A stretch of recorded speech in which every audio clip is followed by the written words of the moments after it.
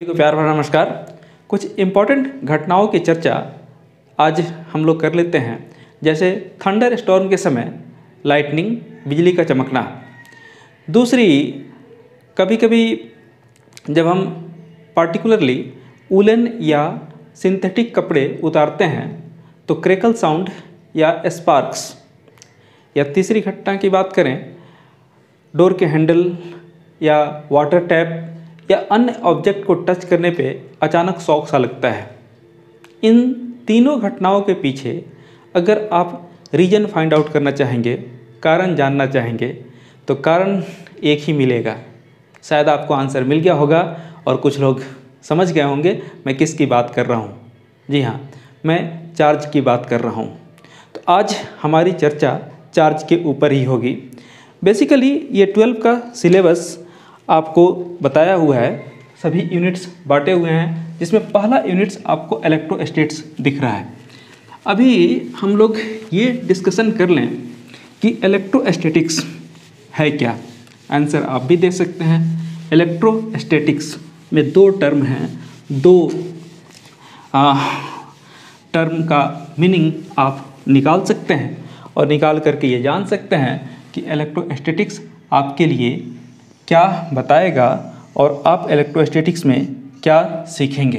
तो बेसिकली अगर हम इलेक्ट्रोस्टैटिक्स की बात करें तो दो टर्म जिसकी हम बात कर रहे थे, इसमें एक है आपको इलेक्ट्रिक या इलेक्ट्रो और प्लस दूसरा स्टैटिक्स। तो ये मीनिंग जो है इसका बेसिकली आपको साफ हो गया। इलेक्ट्रो टर्म आया है ग्रीक लेटर इलेक्ट्रम से। 600 BC बिफोर क्राइस्ट की बात है। ग्रीक में सिल्क और अंबर, जिसको ग्रीक में इलेक्ट्रम भी कहते हैं, को आपस में रब किया गया और रब करने के बाद से वही प्रॉपर्टी सामने उभर करके आई जिसको हम लोग चार्ज बोलते हैं, जिसको चार्ज बोला गया। तो बेसिकली चार्ज टर्म अंबर से रिलेटेड है और अंबर को ग्रीक में इलेक्ट्रम बोलते हैं और वहीं से टर्म आया इलेक्ट्रो, मतलब ये चार्ज की बात कर रहा है। और स्टैटिक्स आप समझते हैं रेस्ट, यानी इस चैप्टर में बेसिकली हम लोगों को चार्ज एट रेस्ट की बात करनी है, स्टडी करनी है। यानी इलेक्ट्रोस्टैटिक्स ऐसा ब्रांच ऑफ फिजिक्स जो डील करता है, जो डिस्कस करता है, जो एलाबरेट करता है, एक्सप्लेन करता है किसकी, तो चार्ज एट रेस्ट या स्टैटिक चार्जेज की।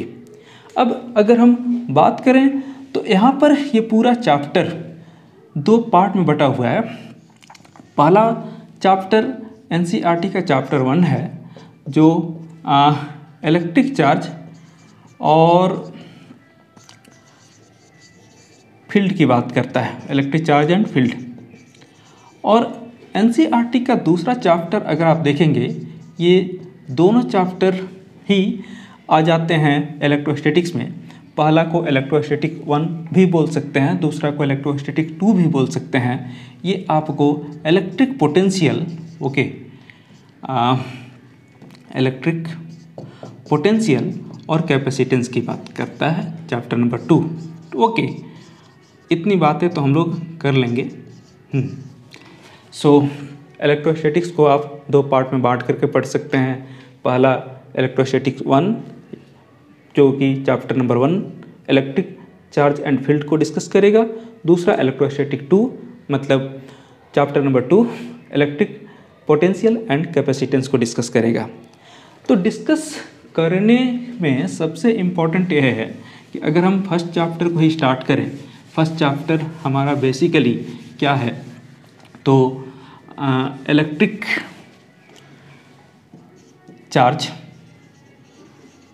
And field. अगर इसके ही डिस्कशन की बात करें तो पहला टर्म आता है इलेक्ट्रिक चार्ज, या सिंपली हम चार्ज भी कह सकते हैं। हमको चार्ज को पूरी तरह से समझना पड़ेगा, चार्ज को पूरी तरह से जानना पड़ेगा। हम चार्ज को डिफाइन कैसे करेंगे, चार्ज है क्या, आप भी एक बार कोशिश करें। जैसे मास एक प्रॉपर्टी है मैटर का, उसी तरह से चार्ज भी एक प्रॉपर्टी है मैटर का। अंतर है मास किसी भी मैटर का फंडामेंटल प्रॉपर्टी है। अब फंडामेंटल प्रॉपर्टी का मतलब क्या होता है, यानी अगर मैटर एग्जिस्ट करेगा तो उसका मास भी उसके साथ एग्जिस्ट करेगा। चार्ज के साथ ऐसी बात नहीं है। ऑल्दो आप बोल सकते हैं चार्ज है ना इज अ प्रॉपर्टी, सीधी सी बात कर लें, प्रॉपर्टी ऑफ मैटर। हाँ, ये प्रॉपर्टी की बात अब दो तरह की होगी। एक तो आप ये भी बोल सकते हैं कि फंडामेंटल, अभी मैंने बोला कि चार्ज फंडामेंटल नहीं है, लेकिन कुछ केस में है, कब है वो बात करते हैं। और दूसरा एक्वायर्ड, चार्ज एक्वायर्ड भी किया जा सकता है, यानी आप बोल सकते हैं charge is a fundamental oblique acquired property है ना ऑफ मैटर ड्यू टू विच, जिसके कारण क्या होगा, मैटर की बात करें, द मैटर विल शो, या एग्जिबिट भी कह सकते हैं, the matter will show electric and magnetic phenomena. Charge वह प्रॉपर्टी ऑफ मैटर है जिसके कारण मैटर इलेक्ट्रिक और मैग्नेटिक फेनोमेना एग्जिबिट कर सकता है, शो कर सकता है। अब यहाँ पर बात ये होगी कि हमने दो तरह की प्रॉपर्टी की बात की है। इंट्रिंसिक प्रॉपर्टी बोल सकते हैं, फंडामेंटल प्रॉपर्टी बोल सकते हैं, इनहेरेंट प्रॉपर्टी बोल सकते हैं, और दूसरा एक्वायर्ड। ओके, तो एक बात जान लें कि ओनली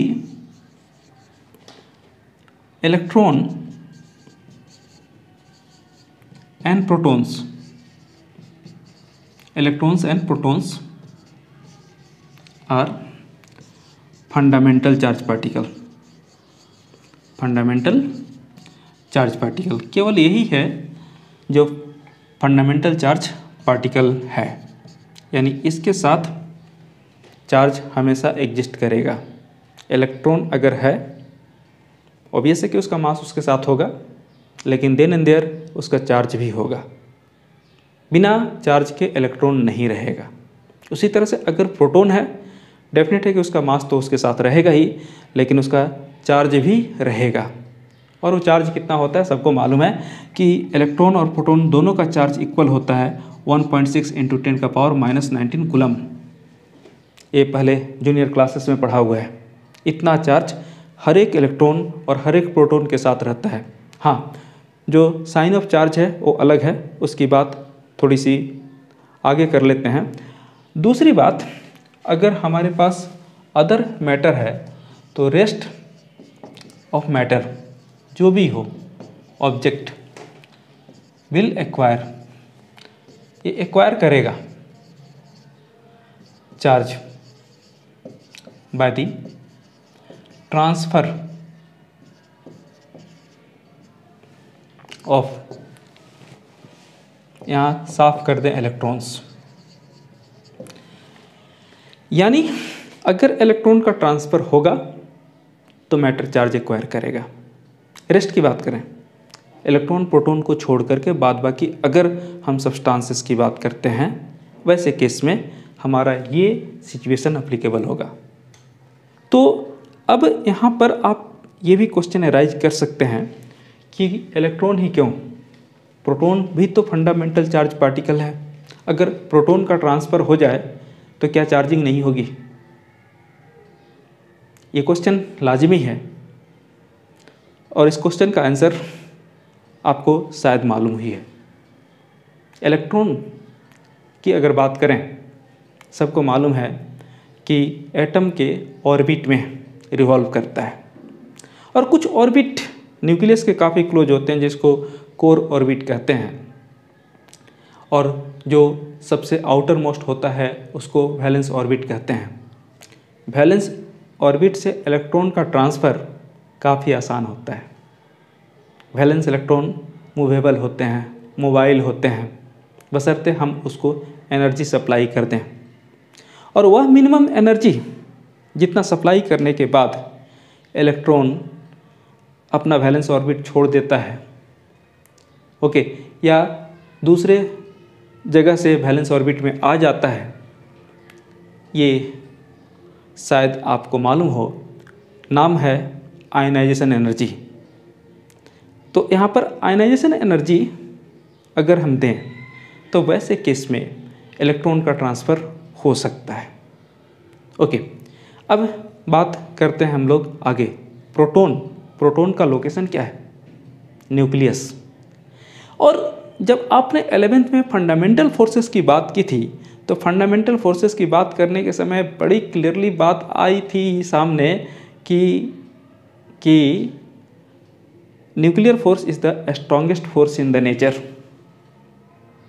अब उस स्ट्रॉन्गेस्ट फोर्स को ओवरकम करके, ब्रेक करके अगर प्रोटॉन को बाहर आना पड़ा तो ये काफ़ी डिफ़िकल्ट टास्क होगा। ऐसा नहीं बोल सकते कि इम्पॉसिबल टास्क होगा, लेकिन हाँ, in comparison two electron transfer proton transfer बहुत हद तक डिफ़िकल्ट होगा।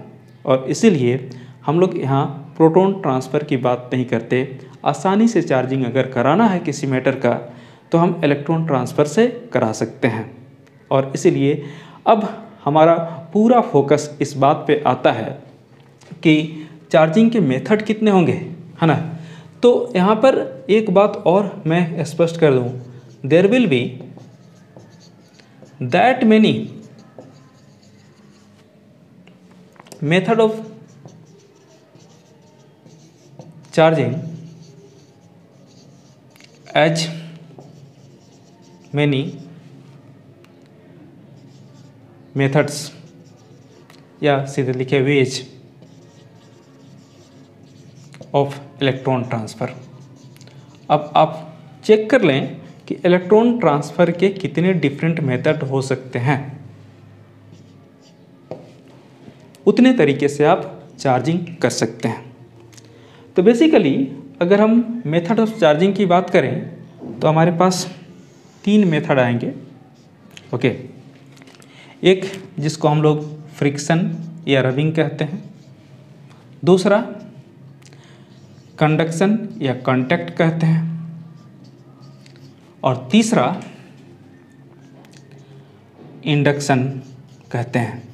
तो 3 मेथड ऑफ चार्जिंग पॉसिबल है, या 3 मेथड चार्जिंग की हम लोग बात करते हैं, डिस्कशन करते हैं। और इन्हीं तीनों में पहला है चार्जिंग का method, charging by friction. Okay, तो शुरुआत यहीं से हुई थी कि 600 BC ग्रीक में मिलेटस ऑफ थेल्स में जब सिल्क और अंबर को एक साथ रब किया गया, अंबर मतलब इलेक्ट्रम, तो रब करने के बाद ये प्रॉपर्टी आई थी। तो इसलिए सबसे पहले चार्जिंग का जो मेथड है, चार्जिंग बाय फ्रिक्शन का डिस्कशन कर लें। तो चार्जिंग बाय फ्रिक्शन क्या है? साफ यहाँ पर है कि when a pair of substances, जोड़ा कोई भी सब्सटेंस का एक पेयर, कौन सा पेयर ये बात अभी डिस्कस करेंगे, pair of substances are rubbed against each other, rubbed against each other, they attract small pieces की बात कर लें of paper etc. Thus, the substances are said to be charged. Substances are said to be charged. अब बात आती है कि कौन से पेयर ऑफ सब्सटेंसेस की बात हो रही है। बहुत सारे डिफरेंट पेयर ऑफ सब्सटेंसेस हैं। ओके, जैसे कि इस टेबल में आपको दिखेगा, अगर हम सब्सटेंसेस की बात करें तो यहाँ पर 1731 में चार्ल्स फ्रांसिस डी फाउ ने फ्रिक्शनल इलेक्ट्रिसिटी को सबसे पहले डिस्कवरी के रूप में दिया था। ऐसे 600 BC इसके बहुत पहले ही लोग इसके बारे में जान गए थे, लेकिन कंक्रीट आइडिया या यूँ कहें कि सब कुछ डिटेल में उनको नहीं पता चल पाया था। ओके, तो यहाँ पर जो सबसे पहला चीज़ आ रहा है, एक ग्रुप में जो पहला ग्रुप ग्लास है, और ग्लास को लैटिन में विट्रस भी बोलते हैं, इसीलिए ग्लास पे जो चार्ज आया उस ग्रुप को विट्रस ग्रुप का चार्ज कहा गया। उसके बाद से कॉलम बी में आप देखिए अंबर है, और अंबर के बारे में मैं बता दूं कि एक येलो कलर का रेसिन है। उसमें सिल्क भी पहला रेसिन टाइप का ही था, थ्रेड टाइप का ही था, फाइबर टाइप का ही था। तो दूसरे ग्रुप ऑफ चार्ज को रेसिनस कहा गया। और जब पेयर ऑफ सब्सटेंसेस को रब किया गया तो चार्ज की कैटेगरी आइदर ग्लास पे जैसा चार्ज आया उस तरह का था, और नहीं तो अंबर पे जैसा चार्ज था उस तरह का चार्ज आया। तो पहले जो दो कैटेगरी ऑफ चार्जेस थे वो एक तो रेसिनस था, दूसरा विट्रस था। ओके, यहाँ पर भी एक बात क्लियर कर दें कि ये सब्सटेंसेस को जब रब किया गया तो रब करने के बाद से जो चार्जिंग हुई थी उस चार्ज को पहचाना कैसे गया था। तो यहाँ एक डिवाइस होता है, डिवाइस का नाम होता है गोल्ड लीफ इलेक्ट्रोस्कोप। और ये gold leaf electroscope basically amount और नेचर ऑफ चार्ज को डिटेक्ट कर सकता है। डिस्क्रिप्शन आपको बुक्स में मिल जाएंगे, उसके हेल्प से ये क्लासिफिकेशन किया गया था। अब सवाल ये है कि आखिर पेयर ऑफ सब्सटेंस को रब किया गया होगा तो हुआ क्या होगा। तो यहाँ पर आपको एक टर्म बखूबी याद रखना पड़ेगा। जब पेयर ऑफ सब्सटेंसेस को रब करेंगे तो रबिंग के समय हमको जो टर्म याद रखना पड़ेगा वो बेसिकली है वर्क फंक्शन। अब आप बोलेंगे कि सर ये एक नया टर्म, बहुत नया नहीं है। ओके, थोड़ी देर पहले हम लोग आयनाइजेशन एनर्जी की बात कर रहे थे। सिंगल एटम के केस में हम आयनाइजेशन एनर्जी बोलते हैं जितना मिनिमम एनर्जी रिक्वायर होता है इलेक्ट्रॉन को लिबरेट करने के लिए। लेकिन अगर यही सिंगल एटम नहीं होकर के ग्रुप ऑफ एटम हो, मतलब वो सॉलिड बना दे, तो सॉलिड के केस में आपको मालूम है कि सिंगल एटम से अगर इलेक्ट्रॉन निकल भी गया तो वो लिबरेट नहीं हो सकता या मूव नहीं कर सकता, ट्रांसफ़र नहीं कर सकता।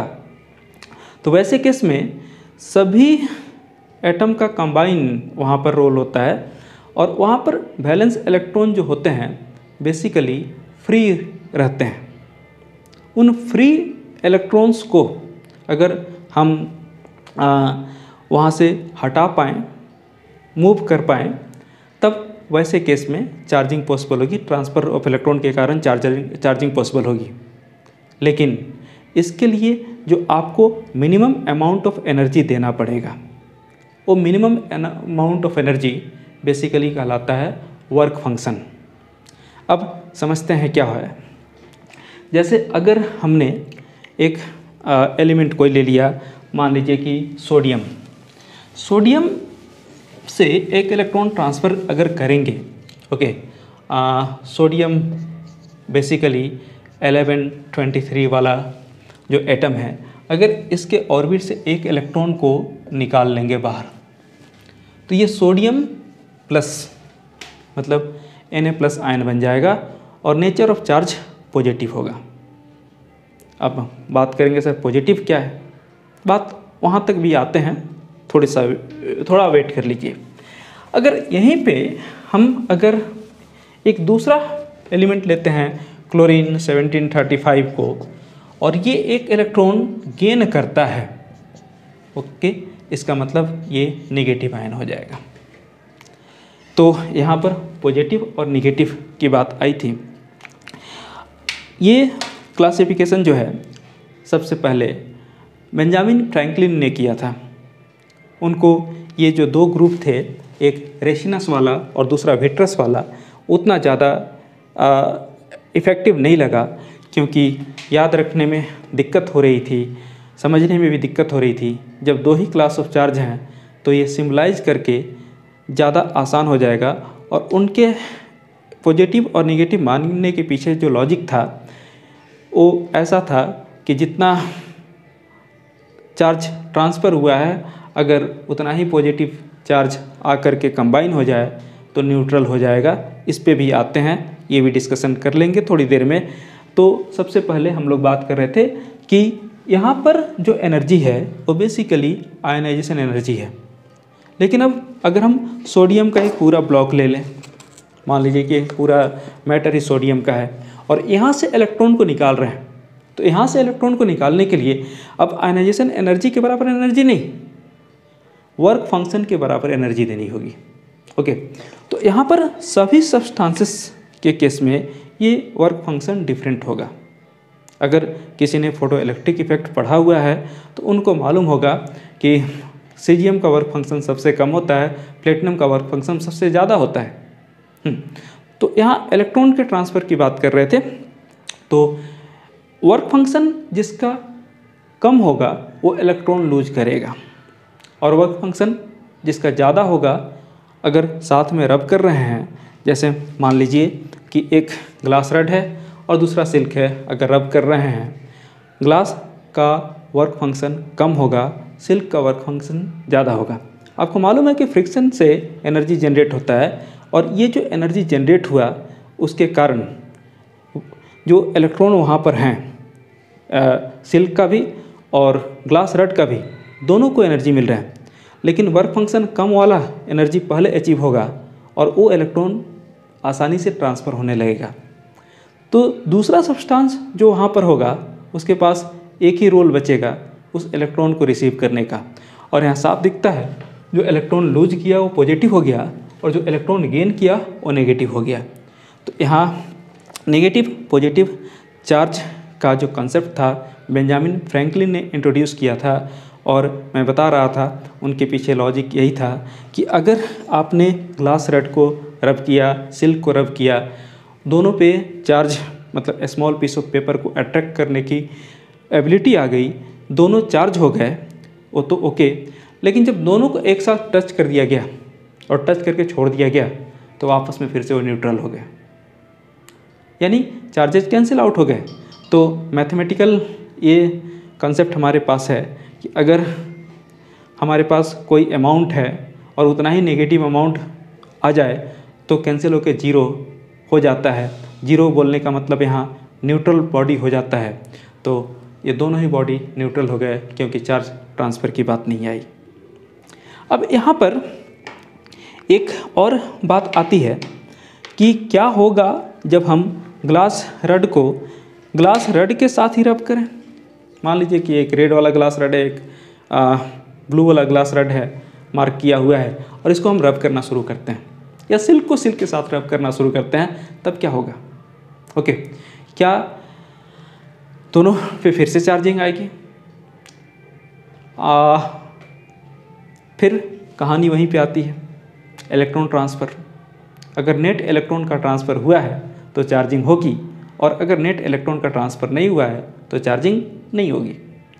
अब वर्क फंक्शन की जब हम बात कर रहे थे तो दोनों का तो वर्क फंक्शन सेम होगा ना, क्योंकि मैंने बोला कि डिफरेंट मटेरियल के लिए डिफरेंट होगा, लेकिन मटेरियल तो दोनों भी सेम है, दोनों ग्लास हैं।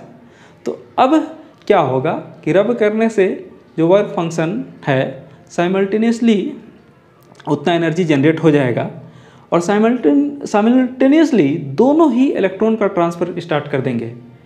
तो दोनों को जितना लूज करना है उतना ही गेन भी करना पड़ेगा, यानी no net transfer of electron will take place, और ऐसे केस में चार्जिंग पॉसिबल नहीं हो पाएगी। चलिए इसकी बात कर लिए। अभी एक और बात कर लें कि यहाँ पर जो रेसिनस ग्रुप है, ठीक है, इस रेसिनस ग्रुप को बेंजामिन फ्रैंकलिन ने नेगेटिव बोला, और ये जो विट्रस ग्रुप है बेंजामिन फ्रैंकलिन ने उसको पॉजिटिव बोला। तो क्या ये पॉजिटिव वाले ग्रुप हमेशा पॉजिटिव रहेंगे, नेगेटिव वाले ग्रुप हमेशा नेगेटिव रहेंगे? या कुछ इसमें भी कॉन्सेप्ट है।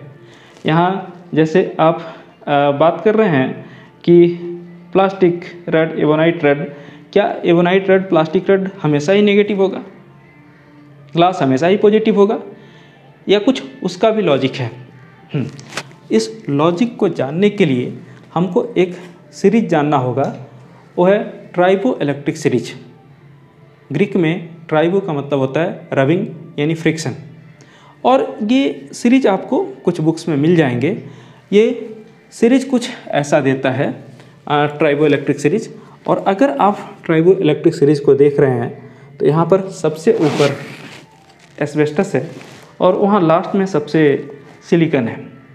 ओके, और 1 2 करके नंबरिंग दी हुई है, और नंबरिंग के साथ साथ टॉप में देखिए आपको पॉजिटिव एंड सीरीज लिखा हुआ है और बॉटम में आपको नेगेटिव एंड सीरीज लिखा हुआ है। यहाँ भी कुछ उसी तरह का सीरीज है जैसे केमिस्ट्री में एक्टिविटी सीरीज होती है। कौन ज़्यादा एक्टिव है इससे पता चलता है कि डिस्प्लेसमेंट रिएक्शन होना है या नहीं। ओके, उसी तरह से यहाँ पर जैसे अगर एस्बेस्टस को अगर हम ग्लास के साथ रब करें तो यहाँ ग्लास पॉजिटिव नहीं होगा, क्योंकि ये 2 नंबर पे है, नेगेटिव से क्लोज है, जबकि एस्बेस्टस पॉजिटिव से क्लोज है, यानी एस्बेस्टस पॉजिटिव होगा और ग्लास नेगेटिव होगा। ओके, हाँ, ग्लास को अगर हम सिल्क से या वूल से रब करें, अच्छा वहाँ पर आपने टेबल में देखा होगा कि बेसिकली वूलन क्लॉथ वाला वूल की बात करें, प्लास्टिक ऑब्जेक्ट से जब रब किए थे तो पॉजिटिव चार्ज था, लेकिन यहाँ पर अगर यही चीज़ वूल को हम रब करें ग्लास से तो वूल नेगेटिव होगा। ओके, और ग्लास रड पॉजिटिव होगा। ऐसा क्यों? ये जो सीरीज दिया हुआ है, ये अरेंजमेंट जो है, ये बेसिकली वर्क फंक्शन के बेसिस पे है। जिसका वर्क फंक्शन कम है, ओके, उसको ऊपर रखा गया है ना। और इसमें एक और चीज़ आप देख रहे होगे कि जितने भी सब्सटेंसेस हैं बेसिकली नॉन मेटल ही हैं, नॉन कंडक्टर ही हैं, इंसुलेटर ही हैं, कंडक्टर हमने नहीं रखा है। आप बोलोगे कि ऐसा क्यों? तो मेरा क्वेश्चन अगला वही होगा कि क्या फ्रिक्शन से रब करके किसी चीज़ को हम चार्जिंग कर सकते हैं, किसी मेटल को चार्ज कर सकते हैं? जैसे प्लास्टिक कॉम को हेयर से पास करेंगे, हेयर भी चार्ज होगा, प्लास्टिक कॉम भी चार्ज होगा। क्या ये पॉसिबल है कि मेटलिक कॉम को चार्ज करें? ओके, तो यहाँ पर एक और मेटल की प्रॉपर्टी को जान लीजिए। मेटल में चार्जेज आसानी से एक लोकेशन से दूसरे लोकेशन तक कंडक्ट कर जाते हैं। वो सरफेस पे आकर के स्टैटिक नहीं रहेंगे, रुकेंगे नहीं। और यही वजह है कि इस पूरे टेबल में कोई मेटल का नाम नहीं दिया हुआ था, यानी मेटलिक ऑब्जेक्ट को फ्रिक्शन से चार्जिंग नहीं किया जा सकता। ठीक है, ये पहली बात होगी। दूसरी बात, एक और क्वेश्चन आता है डिस्कशन में कि अगर आपने कॉम्ब लिया और आपका हेयर ड्राई नहीं है, पानी से भिंगा रखा है या बहुत ज़्यादा ऑयल करके रखा है, क्या वैसे केस में चार्जिंग होगी? यहाँ भी आपका आंसर काफ़ी क्लियर आ जाना चाहिए, और शायद बहुत किसी का आंसर आ भी गया होगा। इस केस में भी चार्जिंग नहीं होगी। क्यों नहीं होगी? क्योंकि फ्रिक्शन जितना इंटेंस होगा, एनर्जी उतना ज़्यादा डेवलप होगा। हम हाथ को जितना ज़्यादा विग्रेसली रब करते हैं उतना ज़्यादा हीट यहाँ पर जनरेट होता है। उसी तरह से फ्रिक्शन जितना ज़्यादा होगा, एनर्जी उतना जनरेट होगा, और उससे वर्क फंक्शन के क्लोज एनर्जी पहुँचने की गुंजाइश ज़्यादा होगी। जबकि हेयर अगर वेट है तब तो फ्रिक्शन कम हो गया, लुब्रिकेंट का काम करेगा वाटर या ऑयल, तो ऐसे केस में फिर से चार्ज नहीं हो पाएगा। ओके, तो ये फ्रिक्शनल चार्जिंग की बात कर रहे थे, चार्जिंग बाय फ्रिक्शन या चार्जिंग बाय रबिंग की बात कर रहे थे। दूसरे मेथड ऑफ चार्जिंग को हम दूसरे लेक्चर में लेकर के आते हैं। होप आपको चार्ज से रिलेटेड सब कुछ बहुत ही क्लियर हो गया होगा। फिर से रिकैप कर दें, यहाँ पर सबसे पहले मैंने बताया कि बेसिकली चार्ज होता क्या है। आपको ये बताया मैंने कि चार्ज ही वो कारक है, फैक्टर है, जिसके वजह से सब के सब इलेक्ट्रिकल और मैग्नेटिक फिनोमेना है। और इनफैक्ट ये कहना गलत नहीं होगा कि पूरे 12 में आप केवल चार्ज ही चार्ज पढ़ने वाले हो, मतलब सब कुछ चार्जमय होगा।